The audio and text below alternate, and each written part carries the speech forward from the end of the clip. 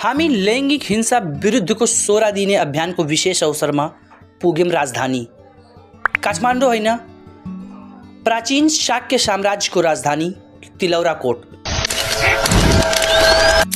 र त्यो शाक्य साम्राज्यको राजधानीमा अहिलेसम्म समेत सामाजिक परम्पराको रूपमा रहेको त्यो कुप्रथाको बारेमा आउनुस् बुझौं त्यहीको स्थानीयहरूकै मुखबाट।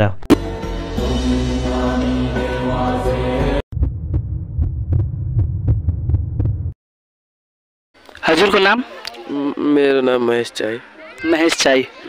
तपाईको बिहे भइसकेछ सर? भएको छैन सर। कति वर्षको हुनुभयो? 20 वर्ष।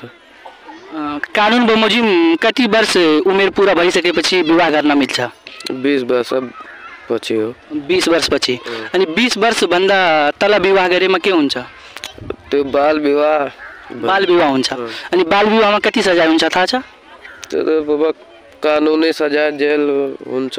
मुलुकी फौजदारी संहिता 2074 को दफा 173 बमोजिम 3 वर्षसम्म सजाय हुन सक्छ है। हजुरको नाम? परमिला कोरी। परमिला कोरी। हजुरको बिहा भइसक्यो? यस। कति वर्षको उमेरमा बिहा भएको हजुर? 22 वर्षमा। अनि नेपालमा विवाह गर्नको लागि कति वर्ष उमेर पुगेको हुनुपर्छ थाहा छ? 20 वर्ष। 20 वर्ष। 20 वर्ष भन्दा तल विवाह गरेमा के हुन्छ?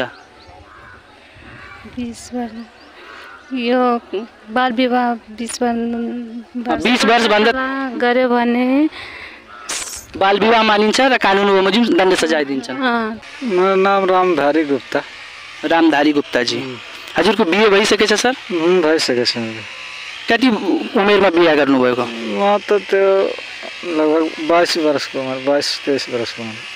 22-23 वर्षको उमेरमा बिहा गर्नुभयो। नेपालमा विवाह गर्नको लागि कति वर्ष उमेर पुगेको हुनुपर्छ थाहा छ हजुरलाई? नेपालमा बिहा गर्ने उमेर त 20 वर्षभन्दा बढी, 18 देखि 19-20 वर्षभन्दा बढी नै। हजुर। अनि 20 वर्षभन्दा तल विवाह गरेमा के हुन्छ? 20 भन्दा विवाह कम भने त्यो कानुन बमोजिम कारवाही हुन्छ। कानुन बमोजिम कारवाही हुन्छ, बाल विवाह हुन्छ।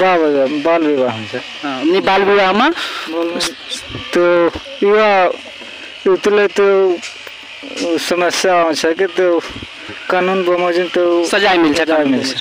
हजुरको नाम के हो? जगदीश प्रसाद पाण्डे। जगदीश प्रसाद पाण्डे।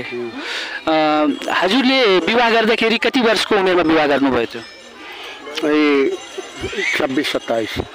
26-27 वर्षमा विवाह गर्नुभयो थियो। अनि नेपालमा कति वर्ष पुगेपछि विवाह गर्न मिल्छ थाहा छ हजुरलाई? कति वर्ष उमेर पुगिसकेपछि विवाह गर्न मिल्छ थाहा छ हजुरलाई? 28-29। नेपालको कानुन बमोजिम 20 वर्ष उमेरलाई 20 वर्षभन्दा बढी 20 वर्षभन्दा तलको उमेरमा विवाह गरेमा के हुन्छ? यो सरकारले मान्दैन। बाल विवाह हुन्छ? बाल विवाह हुन्छ। र बाल विवाहमा कानुन बमोजिम सजाय मिल्छ।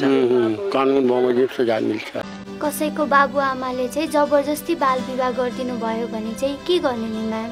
कसैले जबरजस्ती बाल विवाह गरिदिएमा उनीहरूलाई कानुन बमोजिम कारवाही हुन्छ र त्यस्तो विवाह स्वतः बदर हुन्छ। कानुन जानुन सबैले मानुन्।